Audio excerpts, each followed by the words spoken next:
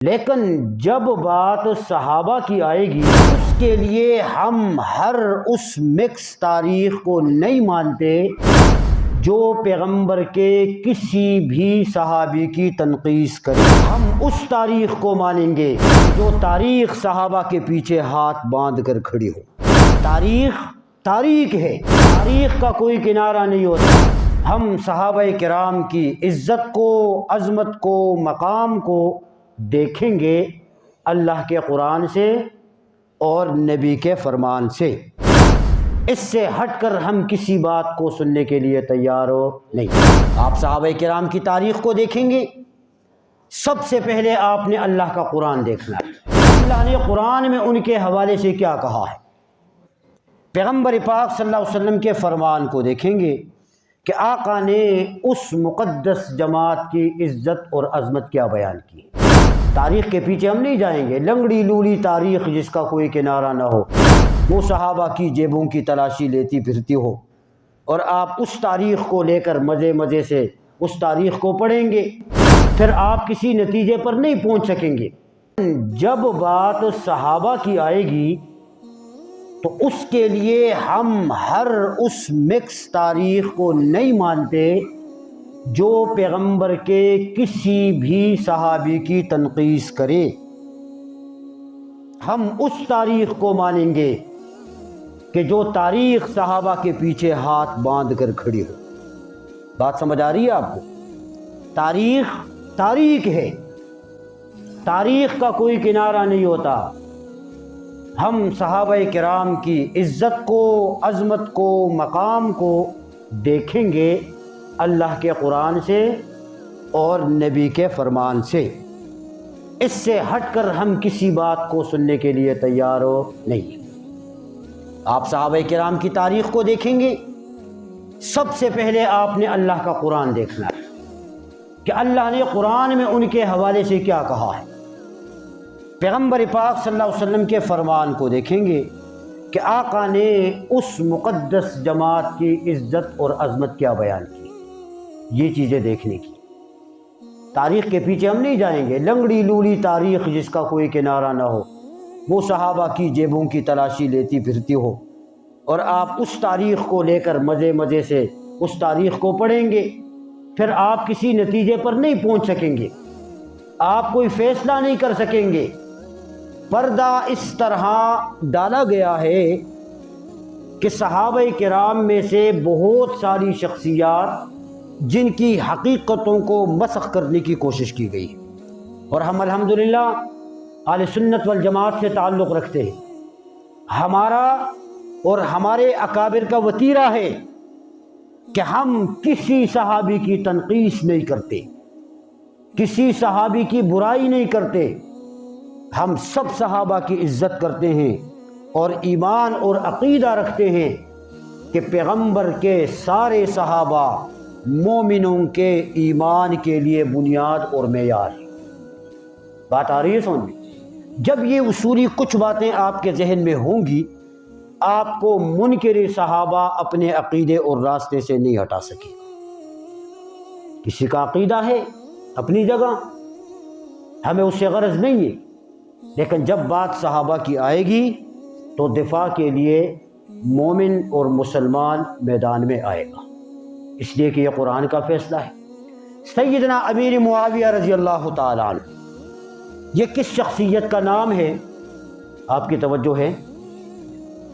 قرآن کریم میں اللہ تبارک و تعالیٰ نے فضیلت بیان فرمائی۔ میں تھوڑا سا آپ سے عرض کروں کہ امیر معاویہ رضی اللہ تعالیٰ عنہ 5ویں پشت میں جا کے سلسلہ نسب پیغمبر کے ساتھ اس کا مل جاتا ہے۔ یہ لڑی اس طریقے سے ہے، امیر معاویہ رضی اللہ تعالیٰ عنہ خاندان بنو امیہ سے ہیں، اور پیغمبر پاک صلی اللہ علیہ وسلم خاندان بنو ہاشم سے، بنو قریش بنو ہاشم کی شاخ ہے۔ یہ دونوں خاندان بڑے زمانے سے، خاندانوں کے آپس میں چپکلشی بھی ہوتی ہے، اختلافات بھی ہوتے ہیں، لیکن ان دونوں خاندانوں کا آپس میں بڑا گہرا ربط ہے، بڑا گہرا تعلق ہے۔ اور امیر معاویہ رضی اللہ تعالیٰ عنہ اور پیغمبر پاک صلی اللہ علیہ وسلم کا آپس میں گہرا تعلق ہے۔ امیر معاویہ رضی اللہ تعالیٰ عنہ اور حیدر کرار رضی اللہ تعالیٰ عنہ کا آپس میں گہرا ربط ہے، آپس میں رشتہ داریاں ہیں، آپس میں تعلقات ہیں، آپس میں محبتیں ہیں۔ یہ آج معاشرے کے کچھ نادانوں نے درمیان میں فرق کر کے رکھا ہے کہ علی اور ہے اور معاویہ اور ہے۔ ایسی بات نہیں ہے، ان دونوں کے آپس میں بڑی محبتیں ہیں۔ پیغمبر پاک صلی اللہ علیہ وسلم نے ایک موقع پر ارشاد فرمایا، اللہم اہدی، کہ اے اللہ اس معاویہ کو ہدایت عطا فرما۔ یہ میں نہیں کہہ رہا، حدیث کی کتابوں میں حدیثیں موجود ہیں۔ آپ گوگل اور نیٹ سے ذرا باہر نکل کر آپ حدیث کی کتابوں کی سیر کریں، پڑھیں، آپ کو پتہ چلے کہ امیر معاویہ رضی اللہ تعالیٰ کی شخصیت کا نام ہے۔ پیغمبر پاک صلی اللہ علیہ وسلم کے ساتھ ایک مرتبہ سواری پر سواری کر رہے ہیں، آگے پیغمبر پاک ہے اور پیچھے حضرت امیر معاویہ رضی اللہ تعالیٰ عنہ۔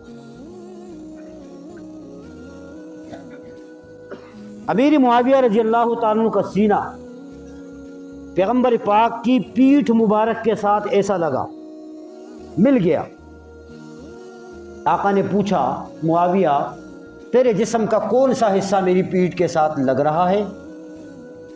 تو حضرت امیر معاویہ رضی اللہ تعالیٰ عنہ عرض کرتے ہیں کہ یا رسول اللہ، میرا سینہ آپ کی پیٹھ مبارک کے ساتھ لگا ہوا ہے۔ اب سن سکتے ہو تو سنو کہ میرے پیغمبر نے اس کے بعد کیا فرمایا۔ میرے پیغمبر نے فرمایا، اللہم املأہ علما وحلما، کہ اے اللہ معاویہ کے سینے کو علم سے اور حوصلے سے بھر دے۔ یہ دعا کس نے کی ہے؟ آج آپ کا کوئی پیر دعا کرے، کوئی مرشد دعا کرے، آپ کے پاؤں زمین پر ٹکنے نہ پائے، آپ اپنے کپڑوں میں سما نہ پائے، آپ کی خوشی کی انتہا نہ ہو۔ کیوں؟ اس لیے کہ پیر اور مرشد کی دعا عرش کے پردے کو چیر کر قبول ہو جاتی ہے، قسمتیں تبدیل ہو جاتی ہیں، نصیب تبدیل ہو جاتا ہے، خوشیاں مل جاتی ہیں، برکتیں مل جاتی ہیں۔ لیکن لوگوں، جس پیر اور مرشد کی دعا کو اتنی اہمیت دے کر اسے اونچائی پر لے کے جاتے ہو، اسے مرشد مانتے ہو، تو پھر پیغمبر پاک سے بڑا مرشد کون ہے؟ پھر اس معاویہ کو کیوں نہیں مانتے؟ اس معاویہ کی فضیلت اور عظمت کو کیوں نہیں مانتے جس کے لیے پیغمبر نے ہاتھ اٹھا کر دعائیں فرمائی؟ آخر کچھ تو ہے نا۔ امیر معاویہ رضی اللہ تعالیٰ عنہ، پیغمبر پاک صلی اللہ علیہ وسلم نے ایک موقع پر ارشاد فرمایا، اللہم علمہ الکتاب والحساب وقہ العذاب، کہ اے اللہ معاویہ کو قرآن کا علم عطا فرما، معاویہ کو حساب کا علم عطا فرما، معاویہ کو جہنم کی آگ سے نجات عطا فرما۔ دعا کس نے کی ہے یار؟ یہ تو دیکھیں نا۔ تم ایک رخ میں دیکھتے ہو کہ علی رضی اللہ تعالیٰ کے ساتھ مقابلے میں آئے تھے، پیغمبر پاک صلی اللہ علیہ وسلم کا انداز دیکھیں آپ۔ پیغمبر پاک صلی اللہ علیہ وسلم نے فرمایا امیر معاویہ رضی اللہ تعالیٰ کے لیے، اللہم اہدی واہدی بہ، کہ اے اللہ اس معاویہ کو ہدایت عطا فرما اور لوگوں کی ہدایت کے لیے اس کو ذریعہ عطا بنا دے، اس کو مہدی بھی بنا دے۔ امیر معاویہ رضی اللہ تعالیٰ عنہ وہ عظیم صحابی ہے، میں جملہ عرض کر رہا ہوں کہ وہ عظیم صحابی ہے، یہ نہیں کہہ رہا کہ سب سے عظیم صحابی ہے، سب سے عظیم نہیں ہے، عظیم ہے، اس لیے کہ صحابہ میں سب سے عظیم صحابی جو تھا وہ حضرت سیدنا ابو بکر صدیق رضی اللہ تعالیٰ عنہ، مقام مرتبے کے اعتبار سے، پھر سیدنا فاروق اعظم رضی اللہ تعالیٰ، پھر سیدنا عثمان ابن عفان رضی اللہ تعالیٰ، پھر سیدنا حیدر کرار رضی اللہ تعالیٰ۔ مقام اور مرتبے میں فرق ہے، سب سے عظیم نہیں ہے لیکن عظیم ہے۔ معاویہ عظیم صحابی ہے، پیغمبر پاک صلی اللہ علیہ وسلم نے نکاح فرمایا ازواج مطہرات کے ساتھ، 11 بیویاں تھیں، ان میں ایک بیوی حضرت ام حبیبہ رضی اللہ تعالیٰ عنہ، یہ آپ کو پتہ ہے کس کی بیٹی ہے، یہ کس کی بہن ہے؟ یہ حضرت ابو سفیان رضی اللہ تعالیٰ عنہ کی بیٹی اور حضرت امیر معاویہ رضی اللہ تعالیٰ عنہ کی بہن ہے، جس سے پیغمبر پاک نے نکاح فرمایا۔ یہ نسبتیں ہیں، یہ قرابت داریاں ہیں، یہ آپس میں محبتیں ہیں۔ ایک موقع پر آپ صلی اللہ علیہ وسلم تشریف لے کر آئے گھر میں، سامنے دیکھتے ہیں کہ حضرت امیر معاویہ رضی اللہ تعالیٰ عنہ آئے ہیں اور اپنی بہن ام حبیبہ کے پاس بیٹھے ہوئے، بہن اپنے بھائی کے بالوں میں تیل لگا رہی ہے۔ جب آقا تشریف لے کر آئے، پوچھا کیا کر رہی ہے؟ عرض کرنے لگی یا رسول اللہ اپنے بھائی کے بالوں میں تیل لگا رہی ہوں۔ ترمذی کی حدیث، پیغمبر پاک نے پوچھا کہ کیا تم خوش ہوتی ہو، تمہیں اس سے محبت ہے؟ اس نے کہا یا رسول اللہ کون سی بہن ایسی ہوگی کہ جو اپنے بھائی سے محبت نہ کرتی ہو، میں ان سے بہت زیادہ پیار اور محبت کرتی ہوں۔ آقا نے فرمایا ام حبیبہ معاویہ سے پیار صرف تم نہیں، معاویہ سے پیار اللہ اور اس کا رسول بھی کرتا ہے۔ یہ حضرت امیر معاویہ ہیں رضی اللہ تعالیٰ عنہ۔ پیغمبر پاک صلی اللہ علیہ وسلم کے بعد بڑا لمبا دور چلا حضرات خلفائے راشدین کا۔ امیر معاویہ رضی اللہ تعالیٰ عنہ جب مسند خلافت پر آئے تو تقریباً 20 سال تک کچھ کم مدت مسند خلافت پر رہے، حکمرانی کی، اور 54 صوبوں کا اکیلا حاکم، 54 صوبوں کا، جس کی حکومت 64,65,000 مربع میل زمین پر، دنیا کے آدھے سے زیادہ حصے پر انہوں نے خلافت کی، انہوں نے حکومت کی، اور 19 سال تک گورنر رہے مختلف صحابہ کرام کے دور میں۔ یہ صحابہ کا ان پر اعتماد تھا۔ کون نہیں جانتا فاروق اعظم رضی اللہ تعالیٰ عنہ کو کہ کتنے سخت تھے حکومت کے کاموں میں، کتنے محتاط تھے، لیکن اپنی مدت خلافت میں ان کو گورنر رکھا۔ عثمان غنی رضی اللہ تعالیٰ عنہ نے گورنر رکھا، حیدر کرار رضی اللہ تعالیٰ عنہ نے گورنر رکھا۔ یہ ان کا حضرت امیر معاویہ رضی اللہ تعالیٰ عنہ پر اعتماد تھا۔ کہتے ہیں جی حضرت علی رضی اللہ تعالیٰ عنہ کے مقابلے میں آئے تھے، ظلم کیا تھا۔ میں دور نہیں جاتا، خود دیکھیں حضرت علی رضی اللہ تعالیٰ عنہ کیا فرما رہے ہیں، اور ہماری کتابوں سے نہیں، جو برائیاں بیان کرتے ہیں امیر معاویہ رضی اللہ تعالیٰ عنہ کی، ان کی کتابوں میں لکھا ہوا ہے کہ حیدر کرار نے فرمایا کہ ان ربنا واحد وان نبینا واحد وان دیننا واحد وان دعوتنا فی الاسلام واحدۃ۔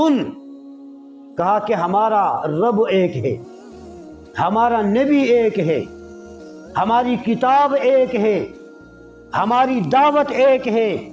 اور آگے حضرت علی رضی اللہ تعالیٰ عنہ فرماتے ہیں کہ ایمان کے معاملے میں نہ امیر معاویہ کا ایمان مجھ سے زیادہ ہے اور نہ ہمارا ایمان معاویہ سے زیادہ ہے۔ ایمان برابر ہے، ایمان میں اپنا جیسا تسلیم کیا ہے۔ اور جب صفین کی لڑائی سے واپس ہوئے، لوگوں نے چمی گوئیاں شروع کی۔ حضرت حیدر کرار نے فرمایا یا ایھا الناس لا تکرہوا امارۃ معاویہ فإنکم لو فقدتموہ رأیتم الرؤوس تندر کاہلھا کأنما الحنظل، کہ لوگوں معاویہ کی برائیاں بیان نہ کرو، اگر تم نے معاویہ کو اپنے درمیان سے ہٹایا تو اپنے سروں کو اپنے جسموں سے اس طرح کاٹ کاٹ کر دیکھو گے جس طرح حنظل کا پھل اپنی شاخ سے گر جاتا ہے۔ یہ اعتماد تھا، یہ محبتیں تھی، ان کے درمیان کسی قسم کا اختلاف نہیں تھا۔ یہ سب آپس میں بھائی ہیں، یہ سب آپس میں دوست ہیں، یہ سب آپس میں ایک ہیں۔ امیر معاویہ رضی اللہ تعالیٰ عنہ وہ عظیم شخصیت کہ حضرت حسن اور حسین رضی اللہ تعالی عنہما، ان کا اعتماد امیر معاویہ پر کتنا تھا۔ میں بات عرض کر رہا ہوں، شاید آپ نے سنی ہو، اور جنہوں نے نہ سنی ہو ان کو بات عجیب بھی لگے گی، تھوڑی سی عقیدت کے خلاف بھی لگے گی، لیکن حقیقت ہے، کتابوں نے لکھا ہے، اسے ہم چھپا نہیں سکتے۔ حضرت حسن رضی اللہ تعالیٰ عنہ مسند خلافت پر ہیں 6 مہینے تک، مسند خلافت پر، لیکن جب حالات کو دیکھا کہ درمیان میں کچھ مخالفین انتشار پھیلا رہے ہیں، حالات کو خراب کر رہے ہیں، ادھر ہمیں کچھ کہا جا رہا ہے، اس طرف کچھ کہا جا رہا ہے، کیونکہ سازشیں تو عبداللہ ابن سبا کے دور سے چل رہی تھی۔ حضرت حسن رضی اللہ تعالیٰ عنہ مدینہ سے چلے ہیں اور دمشق کی جامع مسجد میں پہنچے ہیں، اور وہاں پر جو کارروائی ہوئی وہ ہماری کتابوں کی بات نہیں کر رہا، فریق مخالف کی کتابیں بھری پڑی ہیں، لیکن حقیقت بیان کون کرے۔ میں عرض یہ کرنا چاہتا ہوں کہ حضرت حسن اور حسین رضی اللہ تعالی عنہما، ان دونوں کا امیر معاویہ رضی اللہ تعالی عنہ پر اعتماد کتنا تھا۔ مجھے بتاؤ یار، آج کوئی زکوٰۃ کی کمیٹی کا ممبر بھی بنے نا، وہ اپنی کرسی چھوڑنے کو تیار ہوتا ہے؟ بولو یار، وہ اپنا عہدہ چھوڑ سکتا ہے؟ وہ اپنا منصب چھوڑنے کو تیار ہوتا ہے؟ نہیں ہوتا۔ لیکن کیا کہنے پیغمبر کے اس عظیم نواسے کے جس کی عظمت پہ دنیا قربان ہو۔ حضرت حسن مدینہ سے اٹھے ہیں، دمشق کی جامع مسجد میں پہنچے ہیں، اور اپنی خلافت حضرت امیر معاویہ کی جولی میں ڈال دی۔ دمشق کی جامع مسجد میں کارروائی ہوئی، کوئی ڈکی چھپی نہیں ہے، کتابوں میں لکھا ہے۔ جب مجلس منعقد ہوئی تو حضرت حسن رضی اللہ تعالیٰ عنہ نے امیر معاویہ رضی اللہ تعالیٰ عنہ کو ہاتھ سے پکڑا اور پکڑ کر ممبر پہ بٹھایا، اور خود حضرت حسن نیچے بیٹھ گئے۔ یہ بات عقیدت کے خلاف ہے، میں نے عرض کیا، لیکن حقیقت ہے۔ اور اس کے بعد خود بھی حضرت امیر معاویہ کے ہاتھ پر بیعت کی، اور حضرت حسین رضی اللہ تعالیٰ عنہ نے بھی حضرت امیر معاویہ کے ہاتھ پر بیعت کی۔ یہ ان کا اعتماد تھا، یہ ان کی محبتیں ہیں۔ صحابہ کرام کو آپ دیکھیں، حضرت عبداللہ ابن مبارک، آپ جانتے ہیں بہت بڑے عظیم بزرگ گزرے ہیں، اور یہ عبداللہ ابن مبارک رحمۃ اللہ علیہ، یہ حضرت امام ابو حنیفہ رحمۃ اللہ علیہ کے شاگرد ہیں۔ کسی نے پوچھا حضرت عبداللہ ابن مبارک رحمۃ اللہ علیہ سے کہ بھائی حضرت عمر ابن عبدالعزیز اور حضرت امیر معاویہ میں افضل کون ہے؟ سوال کیا کسی نے۔ جانتے ہیں آپ حضرت عمر ابن عبدالعزیز، دنیا اسے بادشاہ عدل کہتی ہے، عدل کا امام اسے دنیا مانتی ہے۔ عید کی نماز پڑھائی ایک مرتبہ، گھر تشریف لے کر آئے، دروازہ کھٹکھٹایا، بچیوں نے دروازہ کھولنے میں تھوڑی سی دیر کی، اس کے بعد دروازہ کھولا بچیوں نے، تو اپنا منہ چھپا کے دروازہ کھولا۔ جب اندر تشریف لے کر آئے، بیوی سے پوچھا کہ بچیوں نے دروازہ کھولا دیر سے، اور پھر جب دروازہ کھولا تو اپنے منہ کو چھپا کے دروازہ کھولا انہوں نے، اس کی وجہ کیا ہے؟ اس کی بیوی کہنے لگی کہ حضرت بات یہ ہے کہ ہمارے گھر میں کھانے کو کچھ نہیں تھا، بچوں نے پیاز کے ساتھ کھانا کھایا ہے، اور پیاز کی بدبو آپ تک پہنچانے کے لیے انہوں نے اپنے منہ کو چھپایا تاکہ آپ کو تکلیف نہ ہو، کسی کے اوپر بات واضح نہ ہو۔ عدل کا امام ہے، عدل کا بادشاہ ہے، لیکن گھر کی یہ حالت ہے۔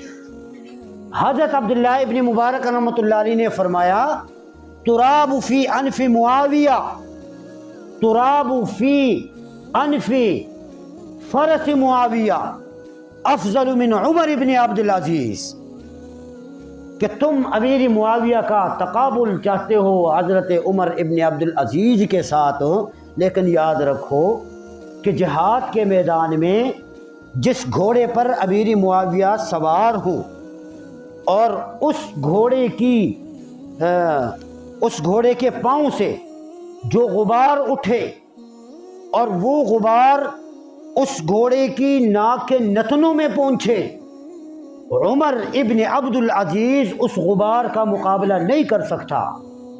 امیر معاویہ تو بہت افضل شخصیت ہے بھائی، بہت اعلیٰ شخصیت ہے۔ حضرت عباس رضی اللہ تعالیٰ عنہ سے کسی نے شکایت کی کہ امیر معاویہ وتر کی 1 رکعت نماز پڑھتے ہیں، حضرت عباس رضی اللہ تعالیٰ عنہ فرماتے ہیں انہ فقیہ وانہ قد صحب رسول اللہ صلی اللہ علیہ وسلم، اس نے بالکل ٹھیک کیا، اس لیے کہ وہ پیغمبر کا صحابی ہے۔ آج دنیا تانے دے رہی ہے، دنیا داغدار کر رہی ہے، لیکن امیر معاویہ رضی اللہ تعالیٰ عنہ کی عظمت اور شخصیت ان چیزوں سے بہت بلند و بالا ہے۔ میں نے عرض کیا ہے کہ تاریخ کے تناظر میں نہیں دیکھنا، یا کسی کی باتیں آپ سنیں، تاریخ کو آپ سنیں اور اس سے آپ متاثر ہو جائیں، نہیں بھائی، صحابہ تاریخی شخصیات نہیں ہیں، صحابہ تاریخی شخصیات نہیں ہیں، صحابہ قرآنی شخصیات ہیں۔ آپ نے صحابہ کی تاریخ کو دیکھنا ہے، قرآن میں دیکھنا ہوگا آپ کو، تاریخ کے تناظر میں نہیں دیکھنا ہے۔ آپ تاریخ کیا کہتی ہے کیا نہیں کہتی؟ جب اللہ نے قرآن کے اندر کہہ دیا رضی اللہ عنہم ورضوا عنہ، میں ان سے راضی، یہ مجھ سے راضی، تاریخ کا کچھ رہا؟ کچھ بچا؟ کچھ نہیں بچا۔ تاریخ لاکھ درجہ برائی بیان کرتی رہیں، قرآن اسے جنتی قرار دے رہا ہے۔ یار قرآن کہتا ہے یہ جنتی ہیں، قرآن کہتا ہے یہ کامیاب ہیں، قرآن کہتا ہے یہ متقی ہیں، قرآن کہتا ہے سب کے ساتھ اللہ نے بھلائی کا وعدہ کیا ہے۔ تم تاریخ کے پیچھے چلتے ہو، تاریخ کی باتیں سنتے ہو، اور کچھ لوگ جو اپنے آپ کو اہل سنت بھی سمجھتے ہیں، وہ حضرت امیر معاویہ کو صحابی بھی سمجھتے ہیں، وہ کہتے ہیں کہ امیر معاویہ صحابی ہیں، لیکن باوجود صحابی ہونے کے یہ برائی، یہ برائی، یہ برائی، یہ برائی، کہتے نہیں کہتے؟ تم کون ہوتے ہو صحابہ کی جیبوں کی تلاشیاں لینے والے کہ ان میں یہ برائی تھی، یہ برائی تھی؟ بابا اپنی آخرت دیکھو، تمہارا کیا بنے گا؟ انہوں نے تو جتنا بھی کیا ہے اللہ نے آخر میں سب کے ساتھ رضامندی کا اعلان کر دیا۔ تم اپنی سوچو تمہارا کیا بنے گا؟ مجھ پر بات ہو سکتی ہے، میرے استاد پر بات ہو سکتی ہے، میرے پیر مرشد پر بات ہو سکتی ہے، آپ میں سے ہر فرد پر بات ہو سکتی ہے، لیکن صحابہ کی کردار کشی پر بات نہیں ہو سکتی۔ یہ نادانوں کی خام خیالی ہیں، انہیں اللہ نے جنت میں پہنچا دیا ہے، ان کے ساتھ جنت کا وعدہ اللہ پاک نے کر دیا ہے۔ حضرت امیر معاویہ رضی اللہ تعالیٰ عنہ بڑی عظیم اور اونچی شخصیت، اللہ ان کے نقش قدم پر ہم سب کو چلنے کی توفیق عطا فرما دے، بلند آواز سے آمین کہیں، اور اللہ معاویہ کے ساتھ ہم سب کو عشق اور محبت نصیب فرما دے، اور جو حضرت امیر معاویہ رضی اللہ تعالیٰ عنہ کو برا بلا کہتے ہیں اللہ انہیں ہدایت نصیب فرما دے، کہ وہ قرآن کو پڑھیں، وہ حدیث کو پڑھیں، اور ان چیزوں سے وہ سمجھ لیں کہ معاویہ کس شخصیت کا نام ہے۔ 22 تاریخ کو حضرت امیر معاویہ رضی اللہ تعالیٰ عنہ کا یوم وفات ہے۔ یہاں معاشرے میں 22 تاریخ کو ایک رسم کی بنیاد چل رہی ہے، آپ سب کے علم میں ہے کہ 22 رجب کو کنڈے ہوتے ہیں۔ کیا ہوتا ہے؟ کنڈے ہوتے ہیں، پتہ ہے نا سب کو؟ پتہ ہے سب کو؟ میں ذرا تھوڑی سی اس پہ بات کر کے اس کو ذرا تھوڑا سا واضح کر رہا ہوں کہ یہ کنڈے ہے کیا۔ آپ کو دشمنی معاویہ یہ نہیں کہے گا کہ آؤ کنڈے کھاؤ، یہ نہیں کہے گا آپ سے۔ آپ سے کیا کہے گا؟ آپ سے کہے گا آپ تو محلے دار ہیں، پڑوسی ہیں، تعلق دار ہیں، گھر میں کچھ دعوت کی ہے، آپ تشریف لے کر آ جائیں، دعوت ہی کھا لیتے ہیں۔ آپ کو اس انداز سے دشمن بلائے گا، اس طریقے سے آپ کو بلا کر آپ کو کھلائے گا۔ یہ کنڈا، اس میں مختلف چیزیں، بریانیاں آپ لے لیں یا اور جو چیزیں کھائی جاتی ہیں۔ کنڈے کی یہ جو رسم ہے، اس کو سب سے پہلے رامپور کا ایک آدمی تھا، منشی جمیل نام تھا اس کا، یہ چیز اس نے ایجاد کی، اور اس کے پیچھے انہوں نے ایک بڑی کہانی گڑھی۔ میرے پاس وقت نہیں ہے کہ میں وہ ساری آپ کو سناؤں، لیکن ایک منفی اس نے کہانی گھڑی، ممکن ہے کہ آپ لوگوں کے ذہن میں ہو بھی کہ یہ کنڈا کیوں کیا جاتا ہے۔ اس کے بعد سے اس کو آہستہ آہستہ فروغ ملا۔ شروع میں لوگ چھپ چھپا کے گھروں میں کرتے تھے رات کے وقت میں، اور جب پھر مسلمان کچھ دین سے غافل ہوئے، کچھ دلچسپیاں کم ہوئیں، تو انہوں نے پھر اس طریقے سے اس چیز کو رائج کیا کہ بھئی یہ امام جعفر صادق رحمۃ اللہ علیہ کے نام پر ہم نیاز کرتے ہیں اور ہم نظر دیتے ہیں یا ان کے لیے صدقہ دیتے ہیں، جو بھی آپ نام دیں۔ یہ سنا ہے آپ نے؟ نہیں سنا کہ یہ کنڈا کیوں کیا جاتا ہے؟ بولو یار، یہ امام جعفر صادق کی نیاز ہے، یہی ہوتا ہے۔ میں آپ سے عرض کر رہا ہوں، آپ ذرا توجہ سے سماعت فرمائیں کہ رجب کے اس مہینے کے امام جعفر صادق رحمۃ اللہ علیہ کے ساتھ کوئی تعلق نہیں ہے، نہ اس رجب کے مہینے میں امام جعفر صادق رحمۃ اللہ علیہ کی ولادت ہے اور نہ امام جعفر صادق رحمۃ اللہ علیہ کی وفات ہے، بالکل تعلق نہیں ہے۔ امام جعفر صادق رحمۃ اللہ علیہ کی ولادت ہوئی ہے رمضان میں اور وفات ہوئی ہے شوال میں، تو بھائی رجب کا اس کے ساتھ تعلق کیا ہو گیا؟ آپ اس چیز کو کس طریقے سے جوڑتے ہیں؟ یہاں پہ 22 تاریخ کے ساتھ کیوں جوڑتے ہیں آپ؟ پتہ چلا کہ 22 تاریخ کو حضرت امیر معاویہ رضی اللہ تعالیٰ عنہ کا یوم وفات ہے، اور دشمن معاویہ کی وفات پر خوشی منانے کے لیے اس رسم کو ایجاد کر کے لوگوں کو خراب کر رہے ہیں۔ اب حقیقت سمجھ آ گئی آپ کو؟ بولو یار، سب کو سمجھ آ گئی ہے؟ نہیں کریں گے نا انشاءاللہ؟ بالکل نہیں کریں گے، چونکہ یہ بالکل ناجائز اور حرام ہے۔ اور ہم کیوں ناجائز میں پڑے؟ بھئی آپ نے اس دن کے لیے یہ سب کچھ کرنے، آج کے دن میں کریں، آپ کل والے دن میں کریں، پرسوں والے دن میں کریں، تاکہ آپ کو ثواب مل جائے۔ پیسہ بھی آپ کا ضائع، وقت بھی آپ کا ضائع، اور گناہ بھی الٹا آپ کے گلے میں۔ اللہ ہمیں بچنے کی توفیق عطا فرمائے، سمجھنے کی ہمیں توفیق عطا فرمائے۔ آخری 2-3 منٹوں میں یہ عرض کر رہا ہوں کہ پہلے تو سب دعا کریں کہ اللہ ہم سب کو گناہوں سے محفوظ فرما دے، اللہ ہمارے صغیرہ کبیرہ گناہ معاف فرما دے۔ آج کل جو حالات ہیں، ان حالات کے پیچھے ہمارے اعمال بھی ہیں۔ ہمارے اعمال اتنے گندے ہو چکے ہیں، اتنے خراب ہو چکے ہیں کہ رب کے فیصلے اسی طریقے سے پھر ہمارے ساتھ ہوتے ہیں۔ گناہوں سے اللہ ہماری حفاظت فرمائے۔ زلزلوں کا آنا، طوفانوں کا آنا، آفات کا آنا، یہ چیزیں مقدر بن جاتی ہیں اور پھر انسانیت ریلے کی طرح بہہ جاتی ہے۔ ترکی میں، شام میں جو ایک تباہ کن زلزلہ آیا اور اس زلزلے نے تباہی مچا کے رکھی، عمارتیں تباہ ہوئی، لوگ ختم ہوئے، ہزاروں کے حساب سے جانوں کا نقصان ہوا، مالوں کا نقصان ہوا۔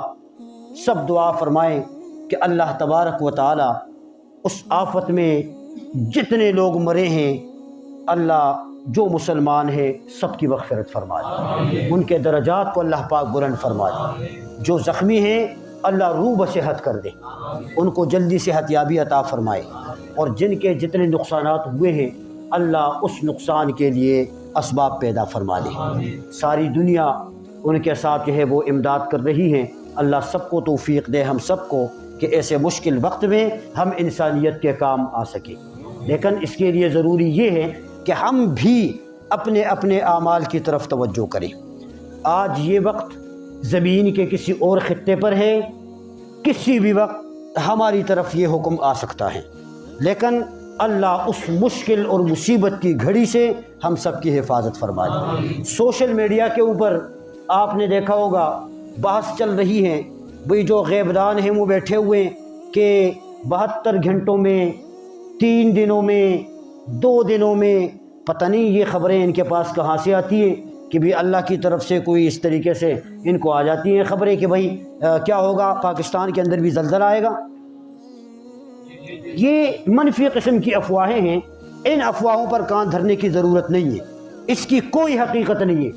زلزلہ ایک آفت ہے، ایک عذاب ہے جس سے اللہ نے مخفی کر کے رکھا ہے، اس کے آنے کا نہ کسی سائنس کو علم ہے نہ کسی انسان کو علم ہے، کس وقت آتا ہے کس وقت نہیں آتا اس کا کسی کو علم نہیں ہے، لیکن اتنی بات ضرور ہے کہ ہم سب اخلاص کے ساتھ دعا کریں گے کہ اللہ ہم سب کو اور پوری امت مسلمہ کو ایسی آفات اور بلیات سے محفوظ فرمائیں۔ وآخر دعوانا ان الحمد للہ رب العالمین۔